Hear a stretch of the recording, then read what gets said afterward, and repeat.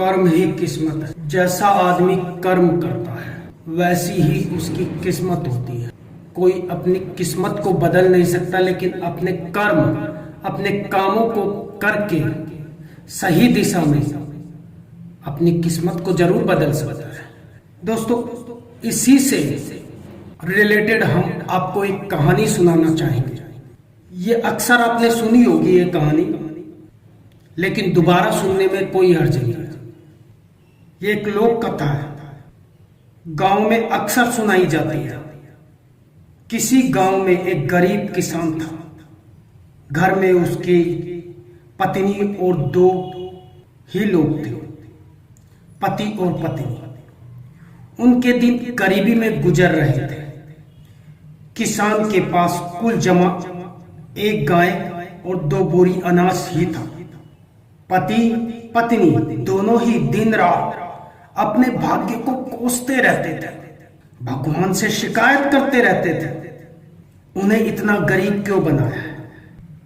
इसी तरह से दिन गुजर रहे थे। एक दिन गांव में एक साधु आया और वो गांव भर में भिक्षा मांगता हुआ उस किसान के घर भी पहुंचा। जैसे ही साधु ने किसान के घर आवाज लगाई, उसकी पत्नी और उसने अपने भाग्य को कोसना शुरू कर दिया। तुम्हें हम क्या दान दे महाराज जी, तुम्हें हम क्या दान दे, हमारा तो खुद ही जीवन भिखारियों सा गुजर रहा है। ना कपड़े हैं ढंग के, ना घर में अनाज है। भगवान हमारे साथ इतना अन्याय क्यों कर रहा है, जबकि हमने तो किसी का कुछ बिगाड़ा ही नहीं है। साधु ने कहा। ये बात सुनकर उनकी समझ गया कि असली समस्या क्या है। उसने कहा, देवी, भाग्य भगवान नहीं बनाता, हमारे कर्म ही भाग्य बनाते हैं। भगवान तो केवल कर्मों का फल दे रहा है। किसान और उसकी पत्नी ने जवाब दिया, बाबा, हमने ऐसे कौन से पाप किए हैं जो ऐसा जीवन हमें भुगतना पड़ रहा है। हमने तो कोई भी पाप नहीं किया है, लेकिन फिर भी घर में एक गाय और 2 बोरी अनाज से ज्यादा कुछ रहता ही नहीं है। साधु ने कहा, अगर तुम ज्यादा धन चाहते हो तो मैं एक उपाय समझाता हूं। अगर तुम मेरा कहना मानोगे तो जरूर तुम्हारे पास भी बहुत धन और संपत्ति होगी। ये बात सुनकर पति और पत्नी बहुत खुश हो गए। दोनों पति और पत्नी साधु के चरणों में बैठ गए। दोनों ने कहा, जो आप कहेंगे हम वो करेंगे। साधु ने कहा, सबसे पहले अपनी ये गाय और 2 बोरी अनाज, इसे भी बाजार में जाकर बेच दो। पति और पत्नी दोनों सहम गए। ये क्या कह रहे हो महाराज जी? महाराज, अगर ये बेच दिया तो हमारे पास तो कुछ बचेगा ही नहीं, हम तो कंगाल हो जाएंगे। दोनों ने इस बात का जवाब देते हुए बाबा से कई सवाल पूछे। साधु ने समझाया, मैं जो कह रहा हूं वैसा ही करो, अगर नुकसान हुआ तो भरपाई मैं करूंगा। मैं तुम्हें फिर से एक गाय और 2 बोरी अनाज ला कर दूंगा।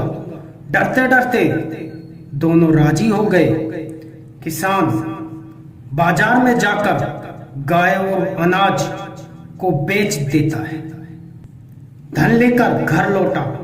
फिर साधु ने कहा, अब एक काम और करो, इस धन से उन गरीबों को भोजन कराओ जिनके पास खाने को कुछ भी नहीं है।